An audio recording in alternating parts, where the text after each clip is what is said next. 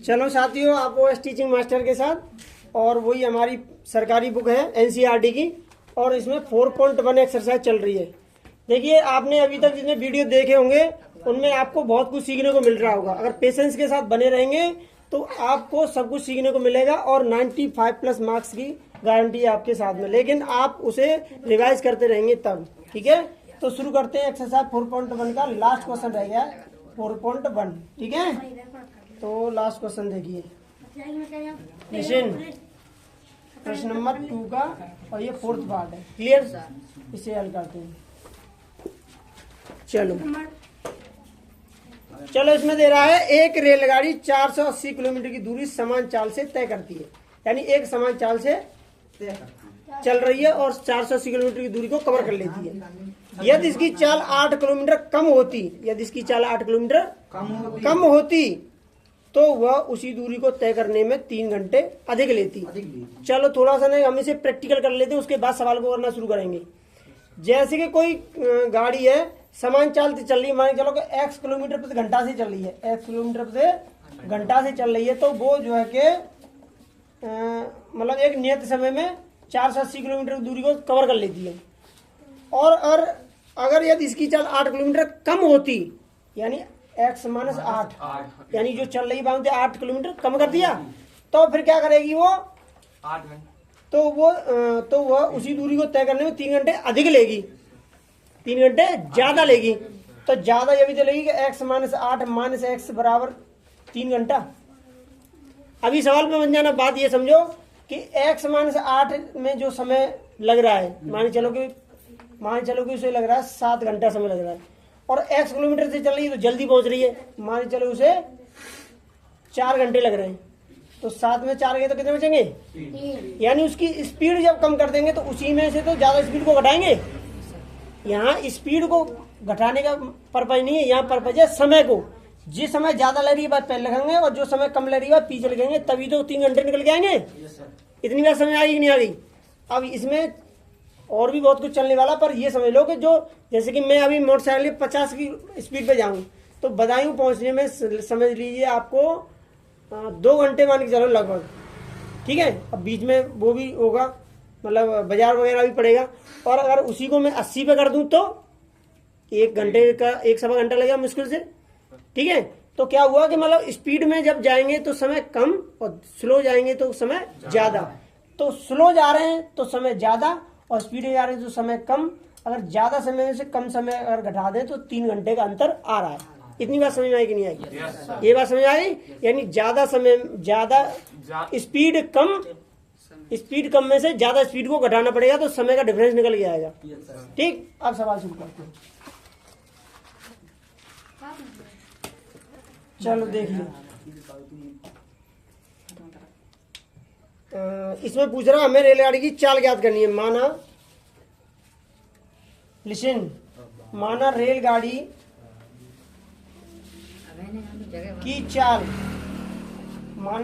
की चाल बराबर x किलोमीटर प्रति घंटा,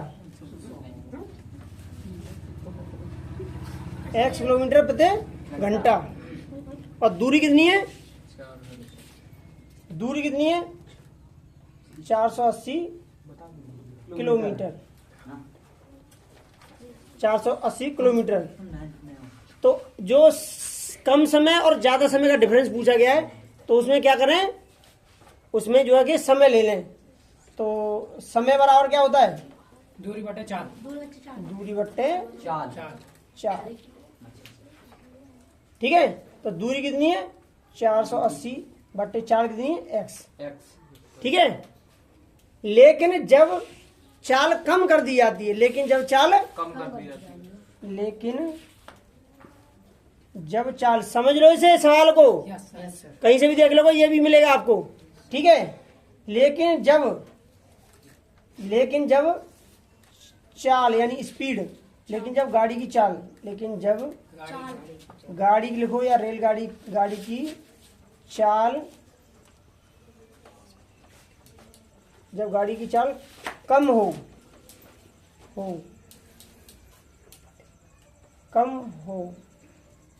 बराबर, तो कितनी कम होगी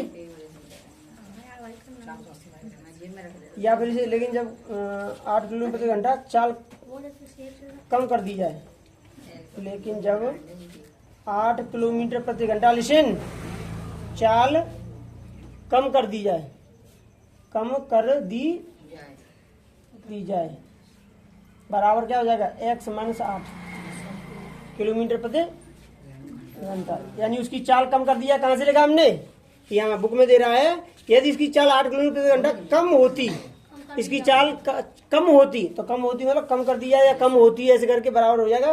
तो जो नॉर्मल चाल में से 8 किलोमीटर प्रति घंटा क्या कर देंगे, कम, लेकिन दूरी जो है, डिस्टेंस तो वही रहने वाली है, डिस्टेंस वही रहने वाली है, तो फिर दूरी तो वही रहेगी, तो दूरी उसी रहने दें।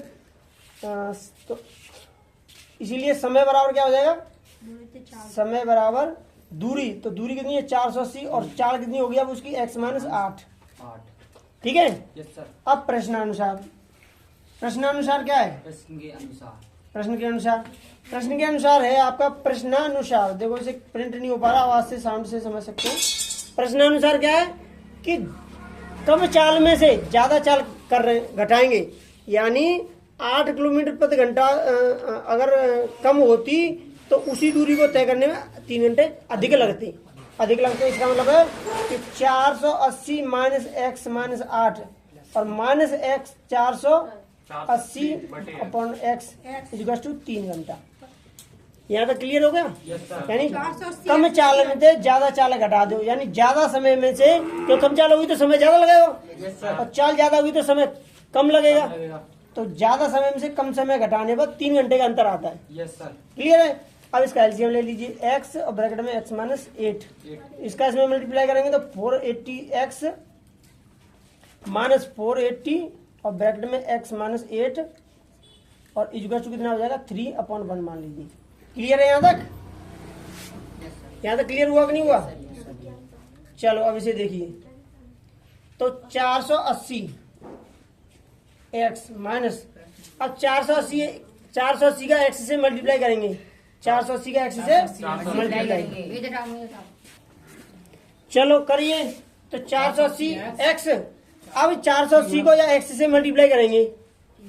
अगर जैसे आप ये, अगर इसे ऐसे कर सकते हैं, कोई बच्चा कंफ्यूज हो, जैसे कि माइनस के 480 हैं, ठीक है, तो आप चाहो तो ये भी कर सकते हैं कि x माइनस 8 और यहाँ माइनस लगेगा पहले, क्योंकि मिडिल जो सिंबल है वो तो पहले ही आ जाएगा ना, पॉजिटिव नेगेटिव, और बाद में अगर आप लिखते 480 तब भी मल्टीप्लाई वही होता, माइनस आता और 480 का x में करेंगे तो 480x और ये माइनस और ये माइनस, यानी ये माइनस और ये माइनस मिलके प्लस 480 गुणा 8, ठीक है, और बट्टे अपॉन x का x में x square minus 8x is to 3/1, इसका भी इसमें मल्टीप्लाई हो जाएगा।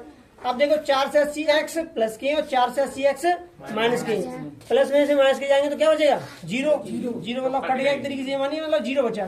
तो 4 से 80, ये मतलब 480 इंटू 8, 480 गुणा 8, ठीक है, बराबर हो जाएगा 3 और ब्रैकेट में x square minus 8x। Clear है यहाँ तक।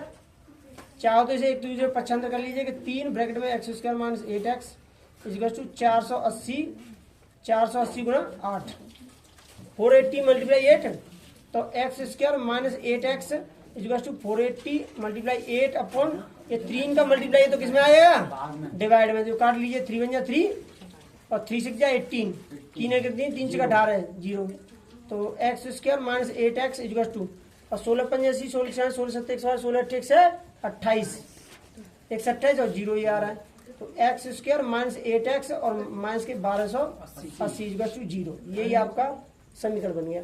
इसमें क्या कह रहा है, समीकरण के रूप में निरूपित कीजिए, मतलब उसकी वैल्यू नहीं निकालनी है आपको। क्लियर हुआ कि नहीं हुआ, चेक कर लीजिए अपना और आगे चलते हैं। चलो भाई 4.1 कंप्लीट हो गया, 4.2 क्लियर है। आगे चलिए प्रश्न नंबर 1, फर्स्ट क्वेश्चन करा रहे हैं, इसके बाद में आप कोई सा भी पार्ट पूछ सकते हैं। तो फर्स्ट का 1 देख लीजिए, हल इसका solution. Question number 1 part first, x square minus 3x minus 10। Question क्या बोल रहा है, गुणनखंड विधि से द्विघात समीकरण के मूल ज्ञात कीजिए। तो गुणनखंड विधि क्या कहती है कि पहले का लास्ट में गुणा करना, जोड़ घटा के बीच के बराबर लाना। पहले का लास्ट में गुणा करना, जोड़ घटा के बीच के लाना। द्विघात समीकरण में मूल ज्ञात करने, तो मूल कितने होते हैं? 2 अल्फा बीटा। तो पहले का लास्ट में गुणा करो तो कितना हो गया? -10 का गुणा करेंगे x स्क्वायर से, तो कितना हो गया? -10 x स्क्वायर। x के 2 टुकड़े हो गए, x और x। अब बचा क्या तुम्हारे पास? 10 के गुणनखंड करेंगे तो 2 × 10 और 5 × 5। तो आपके पास क्या रहा? 2 रहे, यानी एक 5 रहा और एक 2 रहा। तो पहले 5 रखेंगे, 2 रखे, बताइए? 5 रख लो, पहले 5 फिर 2 रख लीजिए। अब बचाने हमें माइनस के, और गुणा करने पे भी माइनस आने, तो माइनस के कर लीजिए 5 और प्लस के कर लीजिए 2। प्लस का माइनस में गुणा करेंगे तो माइनस, और 5 में से माइनस में से प्लस के 2 जाएंगे तो माइनस का 3 बचेगा। क्लियर है? तो एक्स स्क्वायर का तो एक्स स्क्वायर लिख लिया, इसके 2 टुकड़े कर देंगे, ठीक है? 3x के, तो इसका हो गया -5x और प्लस के 2x और माइनस के 10 = 0। ये फर्स्ट और लास्ट सेम रहते हैं, बाकी का मिडिल नंबर इसमें से x कॉमन ले लेंगे तो x -5 और प्लस के 2 कॉमन ले लेंगे तो x -5 = 0। तो x -5 दोनों में से कॉमन में आ जाएगा, तो क्या बचेगा? x + 2 बराबर 0। शून्य कौन के लिए? शून्य का कि क्या है ये? मूल के लिए, मूल के लिए, मूल के लिए, मूलों के लिए, मूलों के लिए क्या हो जाएगा कि x -5 बराबर 0 या x + 2 बराबर 0। तो x बराबर क्या हो जाएगा? प्लस का 5 हो जाएगा, या x = -2 हो जाएगा। अतः मूल बराबर क्या हो जाएंगे? अतः मूल बराबर, तो पहले छोटा लिखेंगे माइनस वाला और फिर बड़ा लिखेंगे प्लस वाला। क्लियर है? इसी तरीके से और क्वेश्चनों को भी आप सॉल्व कर सकते हैं। अगर इसी प्रकार के और वीडियो आपको चाहिए तो आप कमेंट कीजिए, लाइक कीजिए और शेयर कीजिए और सब्सक्राइब कीजिए। इतनी मेहनत में भी आप सपोर्ट नहीं करेंगे तो आगे वीडियो नहीं मिलेंगे। इसलिए प्लीज प्लीज प्लीज इसे सब्सक्राइब कीजिए